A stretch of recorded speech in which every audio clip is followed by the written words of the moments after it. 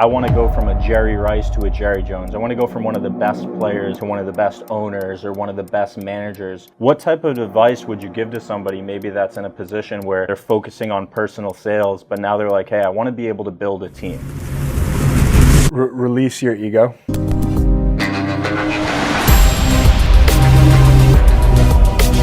All right, what's up, YouTube? We are here back in the studio, and do we have a gift for you guys today? I'm here with my boy, Mr. Matt Lent, regional manager? Yeah. Regional manager for Solar Pros, one of the largest solar companies in the entire nation. And dude, me and Matt, we go way back. I remember my first blitz that I ever did for YouTube. That was with you guys over there in Orlando. Yeah. And dude, I've seen you really grow, especially over these last couple years. What do you think has kind of led you, to get to the position that you're in right now?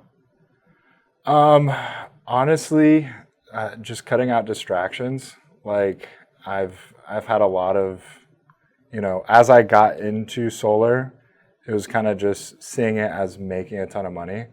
I think that most people are attracted by that. Like I saw friends of mine that were doing really well, and I got into the industry like immediately. My first month I made like $19,000, and the job that I had prior to that I made $120 in a year. So I made that in literally like 3.5 months, and I was just like, okay, like I'm not doing shit else ever again until like solar isn't a thing. So I really just like dialed into it, and like as it progressed throughout the years, like, and I got a higher and higher position in the companies that I was at, like owning, 50% of a company at one point and selling it. I just realized like a lot of people were watching me, and I just had to change who I was so I could become somebody that could lead somebody, because I don't think I was there for a while. So what you're telling me is really like being able to cut out the distractions and, really working harder on yourself than you did at your job to be able to be the leader, and to be able to grow your organization like you have over the last few years. Yeah. Like I think all of us that are high performers in sales, like you have to be selfish. And when you transition to being like more of a leader role, you have to be very selfless. And it's hard, like it's very difficult, like mentally, like there's this metaphysical block in your brain that's like, okay, I need to get the most deals. I need my people to get the most deals. Like I need them to be poured into instead of me just myself. And it's kind of rough. So like, I love this analogy, when I first got into solar in 2014, and before that I was always the top sales professional at every company, and I was told, hey, I want to go from a Jerry Rice to a Jerry Jones. I want to go from one of the best players, to one of the best owners or one of the best managers. What type of advice would you give to somebody maybe that's in a position where, they're focusing on personal sales, but now they're like, hey, I want to be able to build a team? What type of advice would you give to somebody that's saying, hey, I want to build a team. I want to build something bigger than just myself? Release your ego. Like if you have an ego and it needs to be about you, I think you're going to lose. Like at the end of the day, like people are going to be mad at you, and sometimes it's not your fucking fault. Like you're just like, oh my God, like why are you mad at me? Like I really like thought I was doing the right thing, and like you have to eat humble pie all the time. Like one of the things I like saying to new people when they come out, I call it the golden rule. You have to have the memory of a goldfish and the attitude of a golden retriever. So I'm like, hey, you're upset with me? Okay, I get it. I'm going to give you great energy, and how can I make this better? Like we're going to be in this situation regardless. What energy can I put into it to make it like actually enjoyable? And you can feel seen and heard. Like I did a lot of therapy, and that helped a lot. So, and sorry, I get hella distracted. So let me ask you this. Like I've heard of the phrase, like sometimes managing door-to-door salespeople is like kind of like being an adult babysitter. Do you feel like you have to manage different personality types? Like how are you able to grow a team? Like, that's probably the biggest thing that a lot of people want to know right now is like, how do I grow my team? Let's talk a little bit about your success and a little bit about your team right now. How you guys did this year, how many total solar professionals you have under your organization. And then, I know you really focus on like the per rep averages, not just having like a big head count, but also making sure that your people are making really good money. So let's talk a little bit about that. So yeah, I started in solar, it feels like ages ago. I started at this company called Coda Energy Group. I did really well there. I outperformed my manager, my regional, like the first month I was there. And then they promoted me, became a manager there, left that company with who was my regional at the time, and then started my own company. Was 50% owner of that. Through a couple of different reasons and not seeing eye to eye on a couple of things, I ended up leaving there, sold my equity, brought a couple of people with me. When I came over to Solar Pros, I had like 50, 60 people. Unfortunately, the company prior decided not to pay those people, and myself included. So it was really difficult. Like, I went from a network that was doing very well to people that were like, hey, we can't pay rent. And that fucking sucks. So I still have probably like 3 people from 2 years ago. One of them being Doug Hotz, who he was working with me, stayed with me the entire time.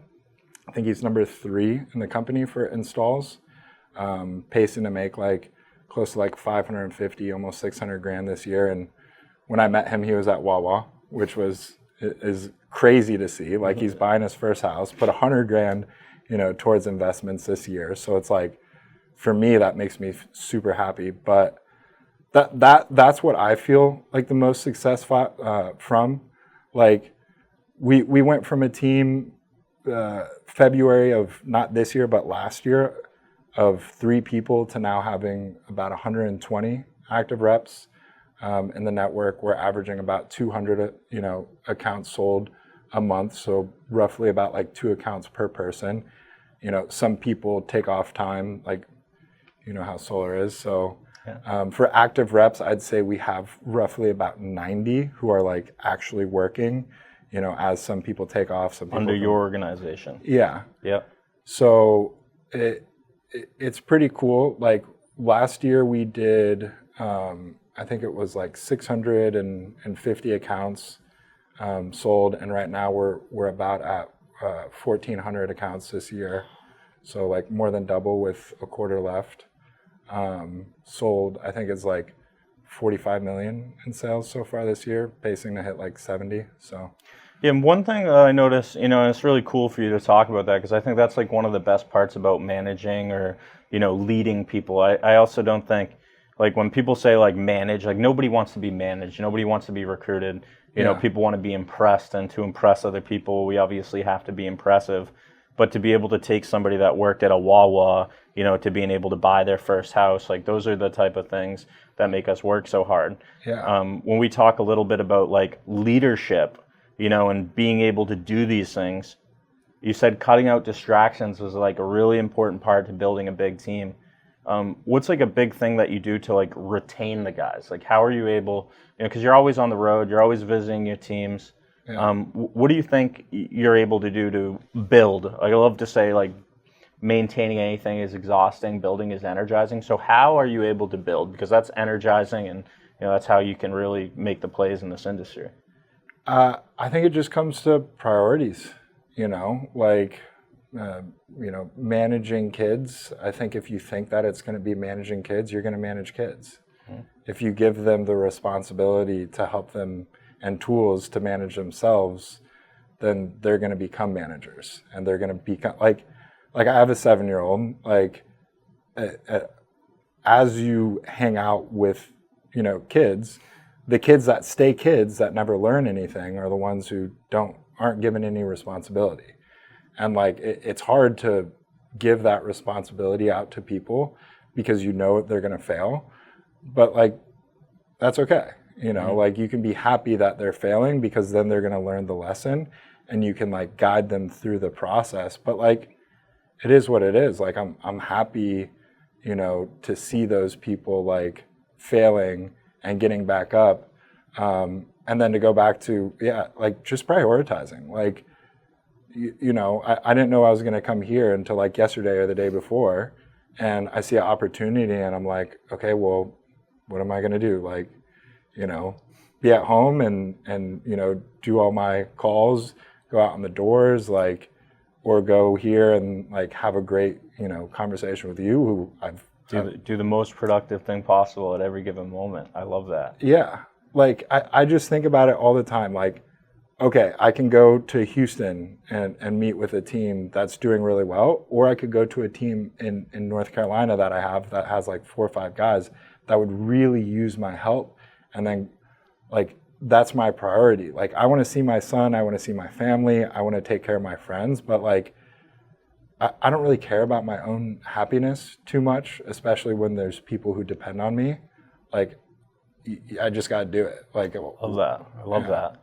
And one of the big questions, you know, that a lot of people have is like, you know, do you go out and recruit just A players, or are you trying to, you know, give anybody an opportunity and develop them? Like, what is your strategy? Like, what are you looking for when you're bringing people onto your team? I think most importantly, I look for a culture fit. Culture. Yeah. What does culture mean to you? Like, we don't really drink. We don't really, you know, you're not going to see us in clubs, like in the bathroom, coming out with substances, you know. And there's a lot of that in high ticket sales, not saying solar in general, but you see it, you know, like people who make really good money, they start to have these bad habits. And we're just completely against that. Like, I've had people in my network who do those things, and then over time they naturally just kind of find other places to go where they can live that type of lifestyle and feel rewarded. And so that's one of the big things, just having alignment with like lifestyle. Like, you know, Josh Slider, who's the CEO of Solar Pros, like, you know, family man, has a good relationship with his wife, just had another kid, has a good relationship with his kids.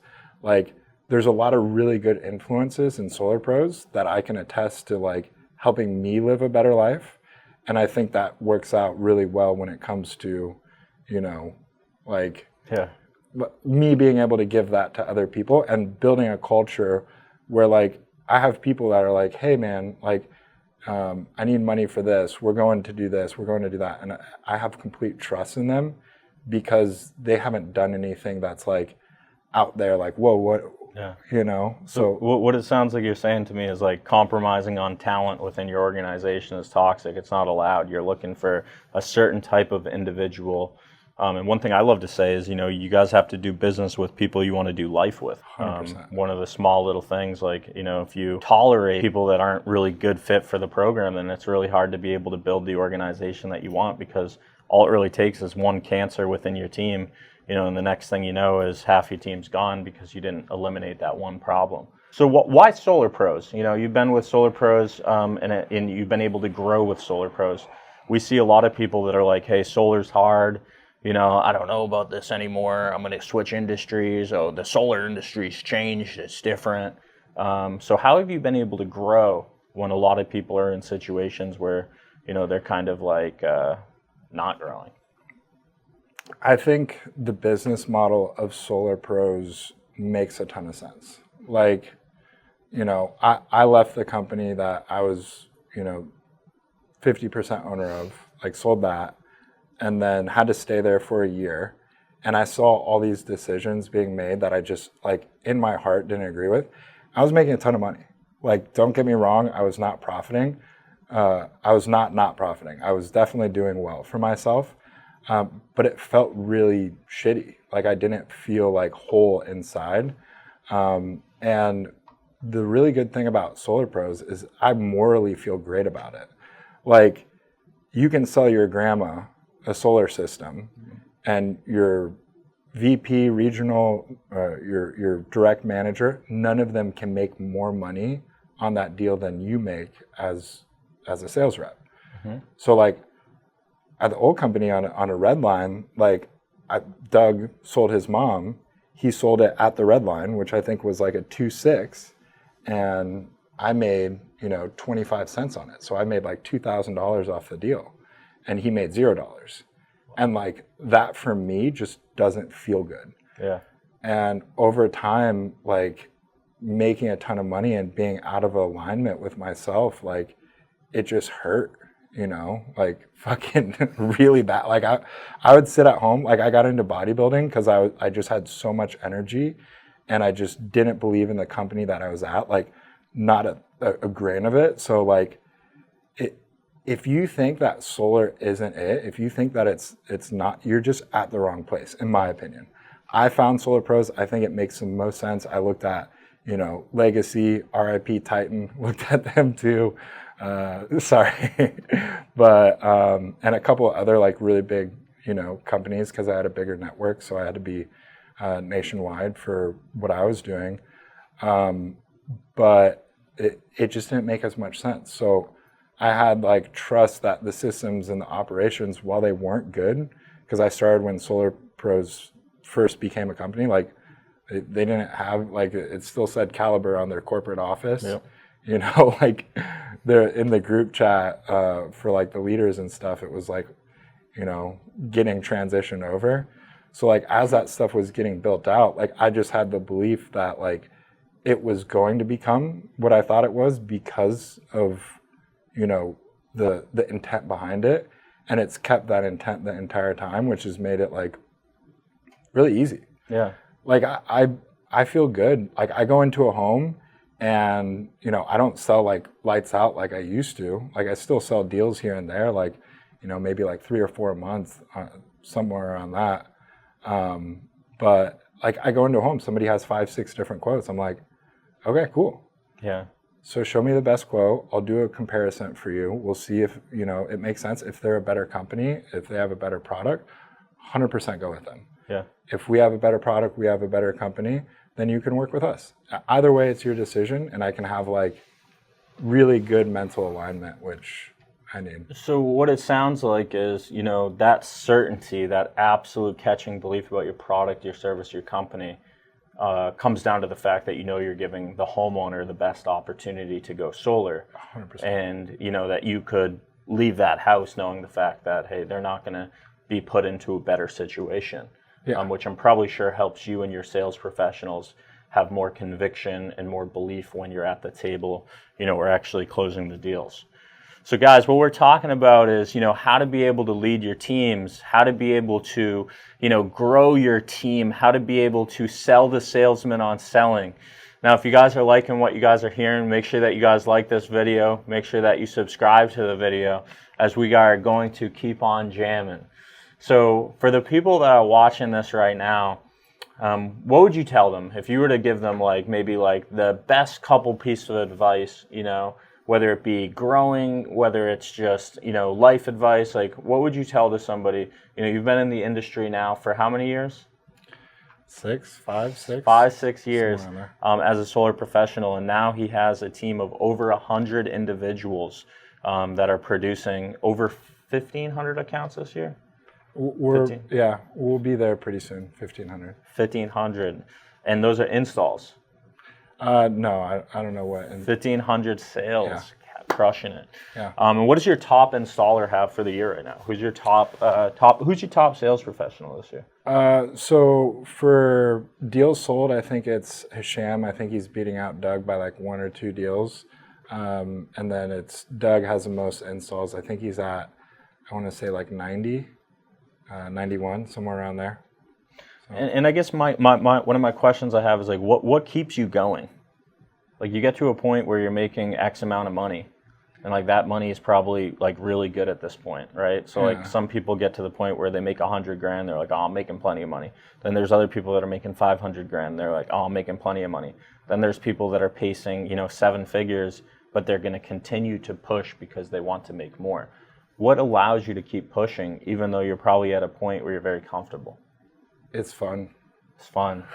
Like, what makes it fun for you? I mean, what else would I do with my time, dude? Like, I enjoy it. Like, why would I I live that life of the rat race, driving 45 minutes to and from an office to, finger scan and want to bash my head against the wall. And now I'm like hanging out with my boys outside, knocking doors or creating strategies that like can be implemented that make people, tens of thousands more dollars per year that affects their families and everybody around them. Like it's sick. Like I see people buying houses, buying like, the cars that they want, like hitting these goals. And I'm just like, this is so awesome. Like I feel like I'm like a proud dad for like a group of people that like, and the money's great. Like it's solar money, fantastic. So the way it sounds to me is impact, right? Having an impact. I love the line, you can be a wandering generality or you can be a meaningful specific, being able to have purpose. I think one of the most important words when it comes to your life is purpose. Mm-hmm. Like what is your purpose? Why are you doing this? Who are you doing it for?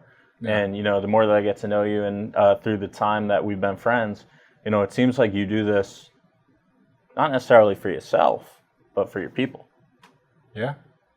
Servant leadership. Sometimes it's tough, but, when you can make an impact and turn somebody's life around from working at a Wawa to buying their own house, you probably can't put a price on those type of things. No, and like those people, like Doug, like he did everything himself, like he's one of those people that like, you play basketball with him, like he's cocky as shit, like he'll get in your face, he'll talk so much crap, but like at the end of the day, he's got a really good heart, and he works really, really hard, one of the hardest working people that I know, and it's like admirable to see that, and like the pride that I feel is great. Like I don't know what I would do without solar. Like generally, like I hope that we keep doing this for the next 30, 40 years. Like everybody wants their exit strategy. They're like, oh no, like we got to make like, I'm done knocking doors. I don't want to knock any doors anymore. People say that to me all the time. I'm like,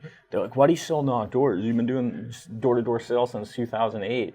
It's like, doesn't that get hard? It's like, at the end of the day, you're either going to look at the field like the playing field or like the ballpark, or you're going to look at it like the trenches. And if you envision the trenches, like, damn, I got to go knock doors.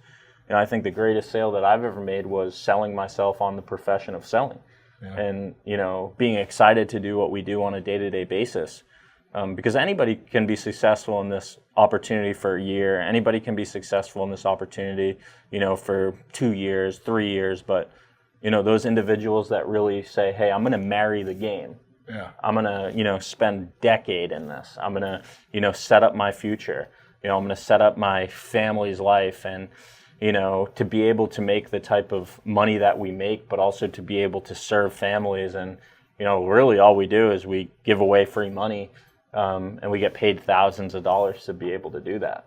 Yeah. So you have networks all over the United States, teams all over the United States. Yeah, we're in 4 states right now. 4 states. Yeah. And if somebody wants to actually work with you directly, how can they get a hold of you? Instagram. Instagram. Matt_Lent. Matt_Lent. Yep. What are you looking forward to the last quarter of the year and going into 2025? We kind of, the way that my networks always worked, we don't really like take off too much. Like there's a lot of networks, especially in, where it gets really cold, that they take off time, but we're in Florida and Texas mostly. We got a team in Illinois and North Carolina too. So, maybe they'll take off a little bit of time when it gets cold, but I'm excited to surpass some networks that are gonna take it easy. Sounds like you're playing a game right now. Yeah, it's fun. So I'm like, I have two networks that I've been recruiting. One just started. There's another one that I'm going to be flying out to meet up with pretty soon to see if they're going to be, getting going. And then I just closed on a 6-unit multifamily property, so I'm going to be getting that renovated. Making plays. Yeah. Generational wealth.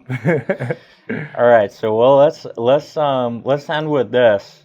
What do you feel is the number one thing that has led to your success? Just,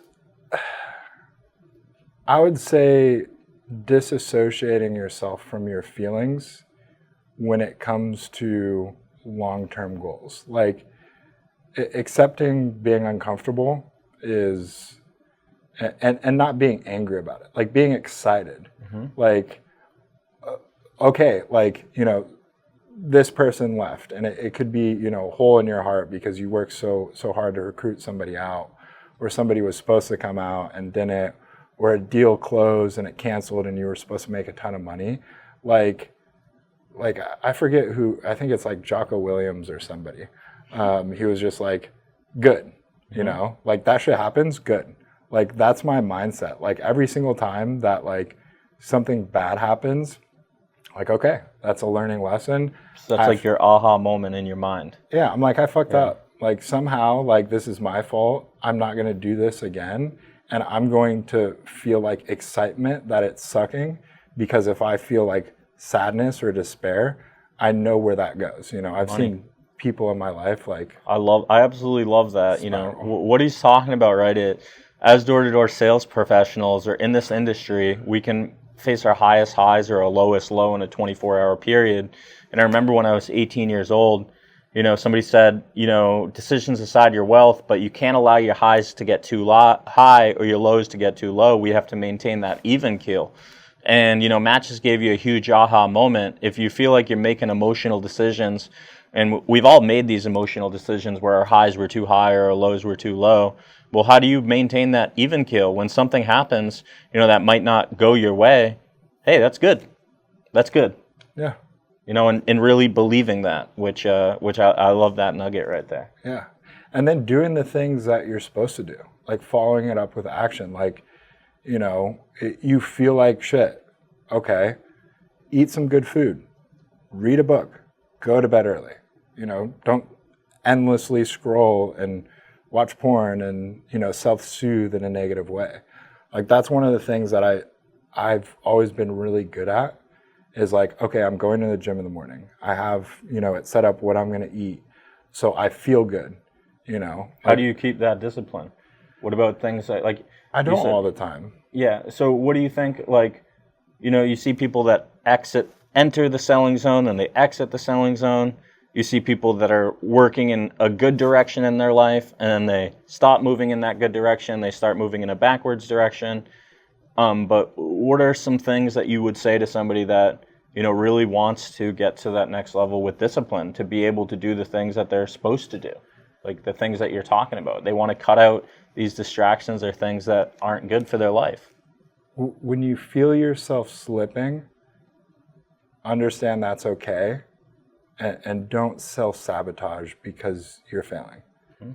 Like, I feel like a lot of people, they'll set these lofty goals or like something they're going to do. Like, you know, if you put it down that you're going to hit 100 doors in a day and you don't hit 100 doors, you know, you feel bad.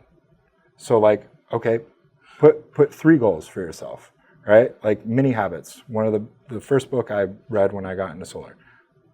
Fantastic. But you're going to knock 1 door for your first level. And then for your second level, hit 20 doors. And then for your third level, hit 80 plus. So like you can feel like you accomplished something, even though it was like the easiest thing on the planet to do.